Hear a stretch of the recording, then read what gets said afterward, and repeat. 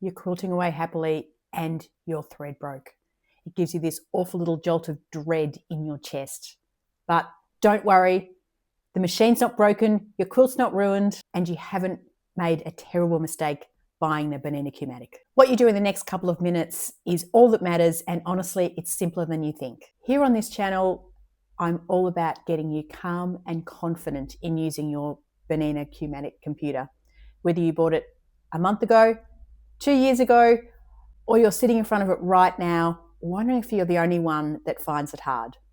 You're not, by the way. Okay, so let's get into what to do.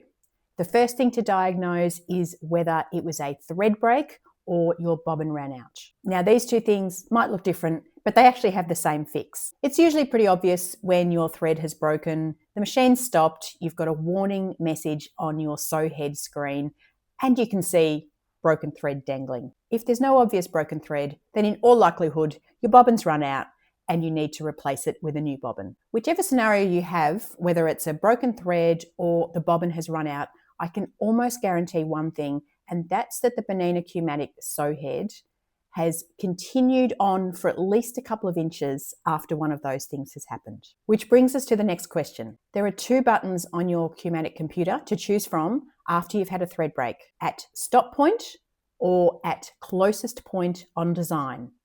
Which is the right one? So a quick explanation. Stop point means the machine will start stitching again at where it thinks the stitching finished. At closest point on design is at a point in the stitching where you tell it to start. Now, in this scenario where your thread has broke or your bobbin has run out, you never want to select at stop point, because the Bernina computer thinks it stops stitching at a certain point, but that's almost never the point you need to go back to. Now, let me just say, if you just want to get a pantograph onto the computer screen and ready to stitch out on your quilt, then I've made a little something for you. It's a free guide called So You Bought a Q-matic, Now What? The link is in the comments, and it's designed to help get you stitching out that first pantograph in record time. Now, before we restart the machine, there's a few things we need to check. If the thread has broken, that can sometimes be because the thread has shredded, and that means you'll often get a nest of messy threads on the back side of your quilt. So the first thing to do is to check back on what's just been stitched and make sure there are no thread nests there. Now, I always like to unpick the stitching until I can get back to a point on the quilt that is the least obvious. And by that, I mean somewhere on the quilt that the pattern is really busy, which will hide a join better than a plain fabric. Or if the pattern runs off the edge of the quilt somewhere nearby, even better. I'll unpick to that point. I'm quilting for clients here, so I want it to look as neat and as unobvious as possible. The goal really is a join that no one will ever notice. Now, there's one other thing I always want you to do if your thread has broken, and that is rethread. Sometimes you might look at the thread path and you can't see anything wrong with it, but I still want you to take it all the way back to the spool and rethread that whole thing. Okay, so now we want to move the needle back over the section you've already stitched, about 1/2 inch to 1 inch behind the break.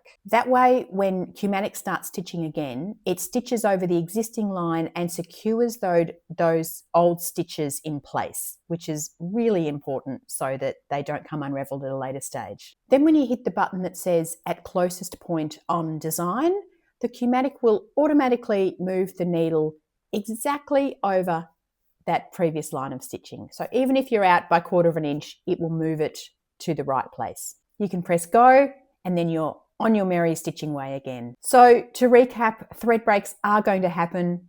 They happen all the time, even to someone who's been quilting professionally like me for 10 years. But hopefully now you have a routine. Number 1, figure out whether it's a thread break or you need to replace the bobbin. Number 2, unpick to somewhere smart. Number 3, rethread your top thread no matter what. Number 4, move your needle over a section that you've already stitched and press at closest point on design. Now you know how to handle a thread break. You might be wondering exactly when to use the start point, the stop point, or at closest point on design. Click the video on the screen and I'll walk you through what the buttons mean and when to use them. Happy quilting and see you next time.